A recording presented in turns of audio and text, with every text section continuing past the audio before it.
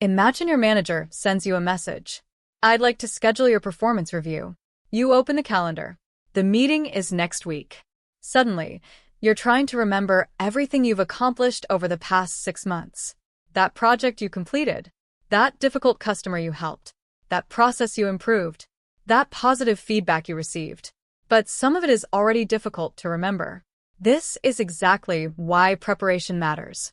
A performance review shouldn't be the first time you think about your performance. The best professionals prepare long before the meeting appears on their calendar. Today, we're going to look at how you can prepare for your next performance review and walk into the conversation with evidence, confidence, and a clear plan for your future. Let's begin. Step 1. Keep an achievement record. Don't rely on your memory. Throughout the year, keep a simple record of your accomplishments. You don't need an elaborate system. A spreadsheet, a document, even a notes app can work. Whenever you complete something important, record it. Did you finish a major project? Write it down. Did you solve a difficult problem? Record it. Did you improve a process? Document it. Did someone recognize your work? Save that feedback. This creates a professional evidence bank. And when your performance review arrives, you won't have to search through your memory. You'll already have the information. Step 2. Track your results. There's an important difference between describing what you did and explaining the impact of what you did. For example, instead of saying, "I helped customers," you could explain, "I resolved recurring customer issues and helped improve the response process." That's stronger. Whenever possible, track measurable results. Time saved, projects completed, customers supported, errors reduced, costs avoided, revenue generated, processes improved. Not every achievement will have a number attached to it. That's perfectly fine. But whenever you can demonstrate impact, do it. Step 3. Save positive feedback. Here's another habit that can make performance reviews much easier. Save positive feedback. If a client sends you a thank you message, keep it. If your manager praises your work, record it. If a colleague recognizes your contribution, make a note. Don't wait until review season to try to remember what people said. Your professional reputation is built partly through the experiences other people have with your work. Their feedback can help demonstrate that impact. Step 4. Review your goals. Before your performance review, look at the goals you were originally given. Ask yourself, what was I expected to accomplish? What did I complete? What exceeded expectations? What changed? Were priorities different from when the goals were created? This is important because workplaces don't remain static. Projects change. Customers change.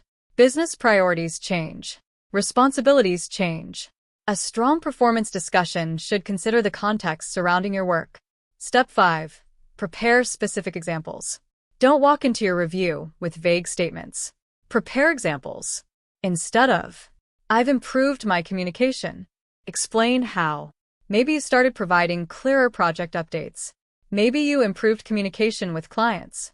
Maybe you helped resolve misunderstandings within your team. Specific examples make your contributions easier to understand.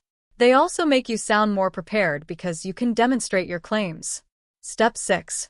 Identify your strengths. Before your review, ask yourself, what am I genuinely good at? Maybe you're highly organized. Maybe you're excellent at solving problems. Maybe you're dependable. Maybe you're good with customers. Maybe you've become the person colleagues turn to when something goes wrong. Identify those strengths. Then prepare evidence that demonstrates them. This isn't about bragging. It's about communicating your professional value accurately. If you don't explain your contributions, there's a risk that important work will remain invisible. Step 7. Be honest about improvement areas. Preparation isn't about creating a perfect image. It's about understanding your development. Ask yourself, where could I improve? What feedback have I received? Which skills am I missing? What situations have been difficult for me? What would make me more effective? Self-awareness is powerful. You don't need to pretend that you have no weaknesses. Instead, demonstrate that you're aware of them and willing to improve. Step 8. Prepare for difficult feedback. This is where many professionals become uncomfortable. Your manager may mention something you don't agree with. They may identify an area where your performance needs improvement. Your first instinct may be to defend yourself.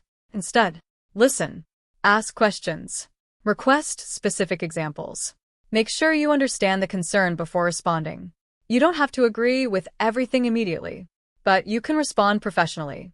Feedback becomes useful when you understand it. Step 9. Prepare questions. Your performance review shouldn't be a one-way conversation. You should have questions too.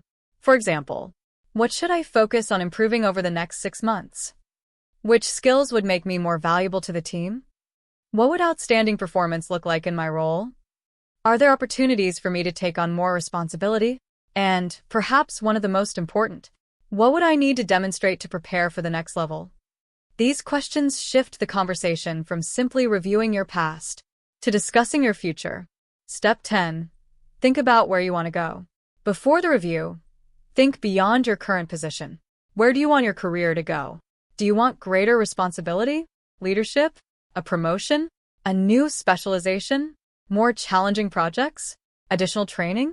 You don't need to have your entire career mapped out, but having a direction helps you communicate what you're working toward.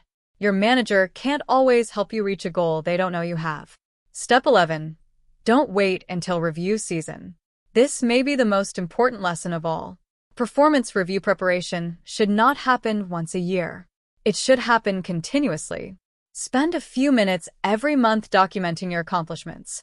Save useful feedback. Review your goals. Think about your progress. That small habit can completely change your experience when review season arrives. Instead of scrambling to remember what happened, you'll have a record. Instead of wondering whether you've made progress, you'll have evidence. Instead of hoping your contributions are noticed, you'll be ready to explain them. The Performance Review Preparation Checklist. Before your next review, ask yourself, have I documented my achievements? Have I tracked measurable results? Have I saved useful feedback? Have I reviewed my goals? Have I prepared specific examples? Do I understand my strengths? Do I know which areas I need to improve? Have I prepared questions? Do I know what I want to work toward next? If the answer to these questions is yes, you're not simply preparing for a meeting. You're preparing to advocate for your professional growth. And here's the bigger lesson. A performance review isn't only about proving that you worked hard. It's about showing what your work accomplished. It's about understanding how you've grown. It's about identifying what comes next. And it's about having a professional conversation about your future. So don't wait for the calendar invitation. Start today. Document the project you just completed. Save the feedback you received. Record the problem you solved. Think about the skill you want to develop. Because when your next performance review arrives, you won't be sitting there trying to remember the last year. You'll already have your story, your evidence, and your plan. Preparation turns reviews into opportunities. If you found this video useful, subscribe for more practical career strategies designed to help you build a stronger, more secure professional future. And remember, don't just wait to be evaluated. Prepare to be recognized.